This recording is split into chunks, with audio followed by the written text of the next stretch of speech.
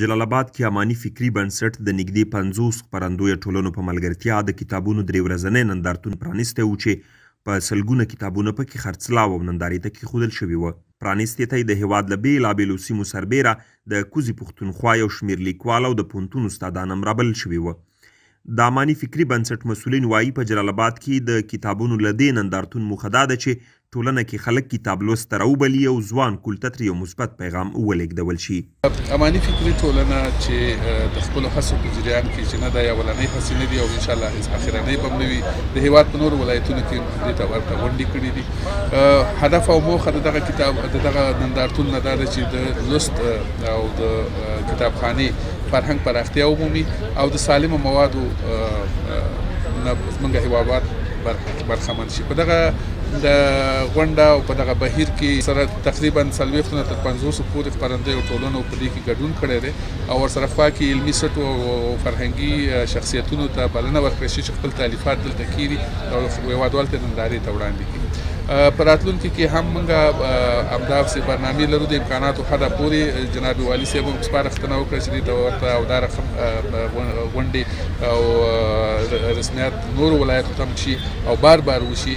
ورسره خوا کې د کوزې پښتونخوا میلمنو هم دا هیله وښوده او دا غوښتنه یې وکړه د اماني فکري ټولنې نه که دې ته ورته غونډې په کوزه پښتونخوا کې هم صورت ونیسي.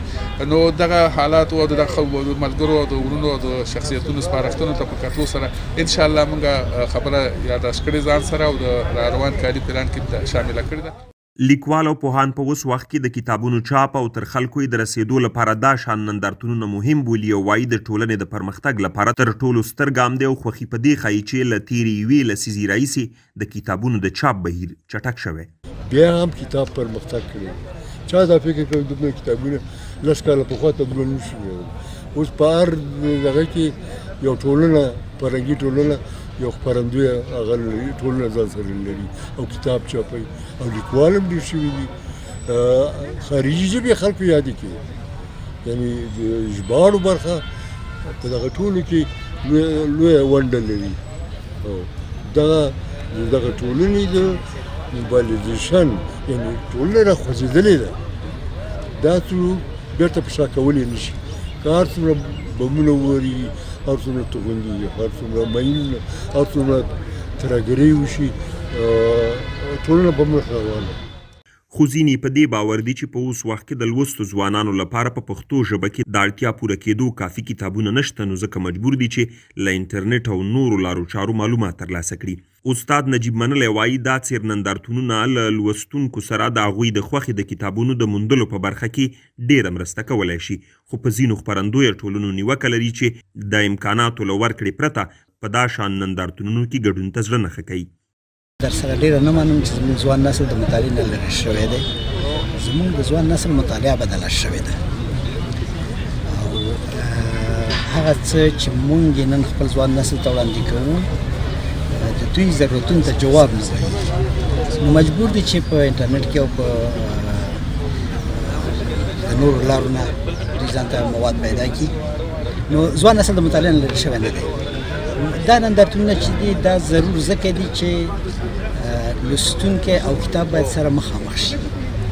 د دې مخامخ کېدلو لپاره یا به لوستونکی ځي په دوکان به ګرځي او د هماغه دوکان تولید به ګوري او یا به ورته یو څوک هر څه مخې ته ږدي او ده ته به د انتخاب حق ورکوي.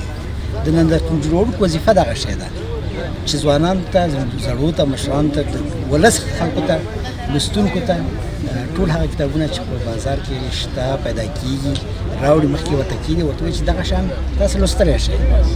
نو په دې خاطر دغسې نندارتونونه ډېر مهم دي. له بده مرغه موږ د نندارتون فرهنګ ډېر نه لرو او ډېر په اهمیت نه پوهېږو. یوه ګیله به مو کوم خیر دی، کله کله ګیلې هم بدلوي. موږ د ننګرهار د ټولو کتابپلورنځیو نه بلنه وکړه چې راشي او دلته ګډون وکړي. ځینو یې ګډون وکړ، ځینو یې حق الزحمه وغوښته. نو اوس دغه یو بې ځایه غوښتنه ځکه ده چې ته دلته راځئ کتاب خرڅوي، ځای درته زه برابروم، میز درته زه برابروم، خلک درته زه راولم، ته رانه بیا حق الزحمه هم غواړې. د څه شي حق الزحمه؟ یعنې دا داسې فکر کوي چې زه چې نندارتون کې ګډون کوم دا یو چا باندې احسان کوم. نه وروره، ته د خپل بازار وچلوه، ته د خپل کتاب خرڅ کړه، ستا وظیفه کتاب خرڅول دي او په کتاب کې ګټه وکړه، تاوان ونه کړي. پام کوه چې تاوان ونه کړي. څوک چې په کتاب کې ګټه نه کوي د هغه په ایمان کې شک دی. نو کتاب چاپ کړه، ښه کتاب چاپ کړه، د لوستلو وړ کتاب چاپ کړه، خپله پکې ګټه کوي. دا هغه پیغام دی چې هم باید لوستونکو ته ورسوو او هم یې ناشرانو ته. که څه هم د کتابونو چاپ او تر پخوایي د پیدا کېدو اسانتیا زیاته شوې، خو له دې سره په اوسني وخت کې له مطالعې سره د ځوانانو د لیوالتیا کچه هم د اندېښنې وړ بلل کېږي.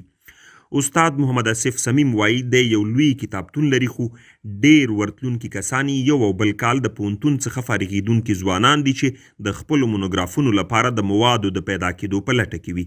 که نه تر هغې پرته یې شمېر په نشت حساب دی. عادت خلاف د نندارتون په نامه ده، نندارتونونه د کتابونو نندارتون دی، دا ډېر کم پېښېږي. خو خوشحالۍ زه ده چې موږ په دې ویر او ناورین کې هم دومره ذوق او سلیقه لرو، دا دې خبرو ته فرصت دی. او که څه هم لکه تاسو چې د ځوانان کتاب سره په تړاو کې ډېر ټکني دي، او زه پخپله د کتاب هغه خادم یم چې ډېر زیات شکایت هم لرم چې څوک راته ووایي چې همدا کتابتون ته څوک درځي که نه. زه ورته وایم چې یو مونوګراف او بل مونوګراف مې خلک یادوي. دا منځی کې چې دا یو کال تېرېږي په دې کې هېڅوک البته الا ماشاءالله که څوک راشي. کتاب مور ځکه مړه ده چې موږ ته د کتاب پر ځای د نورو وسایلو اسانۍ یا د اسانیو په نامو چې خنډونه راولاړ شوي او هغه تڼۍ او ښیښې چې تاسو پکې کتابونه لولئ هغه د کتاب تنده نه شي ماتولی. نو ځکه زما تاسو ته همدغه پیغام دی، تاسو مننه هیله ده چې کتاب سره مینه مه پرې کوئ. حمزه بابا په خبره راغونډ وکړو چې آینه د ننني تهذیب د ښه ده، جوهر پر د ساده پرون په کار دی. د نننۍ مهذب هندارې لپاره چې یوه او جوهر دا کتاب دی، که تاسو ورسره بیا وتړل شي ټول به کامیاب او روښانه څېره به درته خپله ښکاري. پر کاغذ د چاپ ترڅنګ اوس د کتابونو او کتابتونونو ډیجیټلي کېدل هم یوه اسانتیا ده چې په نوره نړۍ کې زیاته خو افغانستان کې اوس مخ په وده ده. دا چاره مهمه بلل کېږي، خو استاد زیار وایي ډېر کار باید وشي چې کتاب چاپ شي، ځکه لوستي د ډیجیټلي هغو پر ځای اسان او ستړی کوونکی نه دی. ډیجیټل کتابتونونه پیدا شوي، الکترونیکي ټولې ویکیپیډیا او یعنې څه چې د جهان دغه دي ټول پکې دي. خو دغه کاغذي کتاب د دې تاریخ ډېر پخوانی دی. لومړی ځل چې پیپر چې ورته وایي، دغه پیپر اصل کې په مصر کې یو ډول ونه وه، د هغې پاڼو باندې به یې لیکل. زمونږ دغه پیپر نه 19,000 کاله وشو چې موږ اوس هم کتاب ارزښت لري. ډېر خلک دي خپله ما پوهېږي چې زه 3 کلنۍ ته رسېدلی یم، د چاپي کتاب نه ډېر خوند اخلم. او کمپیوټر ته چې کښېنم انټرنېټ کې هلته ستومانېږم، ځکه چې کتاب سره موږ انسانانو ټولو روږدي شوي ورسره د کتاب نه ښه دغه کولی شو. ډېره مننه همدغه د نندارتون په باره کې او دا ښه شو په دغه نندارتون به نور انشاءالله پایښت ومومي. دې نندارتون ته د ننګرهار سربیره د ختیځو ولایتونو له بېلابېلو سیمو خلک راغلي وو، خو شمېر یې هغه ډول نه و لکه چې په نورو نندارتونونو کې ګډون کوي. دلته راغلو کسانو وویل چې د کتابونو نندارتونونه مهم دي، ځکه کولی شي چې په اسانه د خپلې خوښې کتاب پیدا وپیري. دوی له ځوانانو غواړي چې کتاب لوست ته د ډېر وخت ورکړي او نور دې هم وهڅوي. زه ډېر خوښ یم چې نن راغلی یم. دې نندارتون کې ما اشتراک کړی دی او باید داسې نندارتونونه ډېر جوړ شي دغلته ننګرهار او خاص کر په مشرقي زون کې چې دا خلک کتابونو سره علاقه پیدا کړي او دا نوی نسل نوی کول چې دی د کتاب نه ډېر زیات لرې شوی دی، نو باید دا موږ وهڅوو او دې کتاب سره خپل شوق پیدا کړي او باید داسې نور نندارتونونه په آینده کې جوړ شي د دې ځوانانو دپاره. ټولو خلکو ته مې دا پیغام دی باید راشي د دې کتاب د فرهنګ نه ځان خبر کړي، ځکه د کتاب فرهنګ او پدیده دا اوسنۍ نه ده، د تیرو کلو تاریخونو رابدې خو د کتاب فرهنګ په دې ټولنه کې یو مروجه پدیده وه. زه غواړم چې ټول ځوانان او مشران په دې فستیوال کې ګډون وکړي او د کتاب د فرهنګ سره ځان اشنا کړي. لومړی ځل دی چې زه په ننګرهار ولایت کې وینم او دا نندارتون یو نوښت دی د ننګرهار لپاره. هغه ځوانان هغه مشران چې د مطالعې سره اشنایي لري نو کولی شي چې راشي د دې نندارتون څخه لیدنه وکړي. له کوزي پښتونخوا د دې نندارتون ګډونوال د پېښور پوهنتون استاد پروفیسر اسیر منګلم خوښي ښایي چې په ټولنه کې له ستونزو او کمیو سره سره د کتاب چاپ او لوست ښه شوی خو د دې برخې پیاوړتیا لپاره لا ډیر کار ضرور ګڼي. هغه وویل دوی به هم هڅه وکړي چې د کوزي پښتونخوا په ولسوالیو او نورو سیمو کې د پښتو ژبې د کتابونو نندارتونونه جوړ کړي. قلم او کتاب نه لري پاتې کړی شوي یو، که موږ چېرې خپل قلم او کتاب سره د ابتدا نه مینه کړې وه نو زه دا وایم چې نن به لکه څنګه د ایراني قوم مخکې د فارسي ژبه مخکې ده داسې به پښتانه هم مخکې دا بیتونونه به هم نه وو، لر او بر به هم نه وو، موږ به ټول یو. خو به هر حال اوس هم دا د الله تعالی فضل دی چې په موږ کې زموږ په ځوانانو کې په نوي کول کې دا یو شعور پیدا شوی دی، دا احساس پیدا شوی چې کتاب سره مینه وکړو. کتاب سره مینه چې موږ وکړو نو سوله به وپېژنو، ترقي به وپېژنو، خوشحالي به وپېژنو. دا ډېر اهم او ډېر مهم کار وشو چې دلته کې نندارتون وشو او موږ غواړو چې په کوزه پښتونخوا کې هم دغسې نندارتونونه په هر ولسوالۍ کې جوړ کړو، که هغه ضلع ده که هغه تحصیل دی، چې موږ خپل نوي کلي ته دا وښایو چې کتاب نه بغیر زموږ بله چاره نشته. کتاب یو داسې مهم کردار ترسره کوي زموږ په ټولنه کې چې هغه موږ ته مینه هم راښیي، محبت هم راښیي، یووالی هم. موږ که یو کېږو نو په کتاب به یو کېږو، په پوهه به یو کېږو، په شعور به یو کېږو. چې موږ دا شعور پیدا شي چې موږ چې څه یو، مطلب دا دی چې تر اوسه پورې پښتانه تیت پرک دي، یو ځای بل ځای. نو موږ غواړو الله تعالی دې وکړي چې په یو کتاب راغونډ شو، یو پوهه ولرو او مطلب دا دی چې د قانون کې کوم توپیر دی، د فرقونه دي، دا ختم کړو. دا رسم الخط خو تقریبا یو دی، موږ ورباندې اتفاق کړی دی چې په عربی کې دی او په نسخ کې موږ لیکل کوو.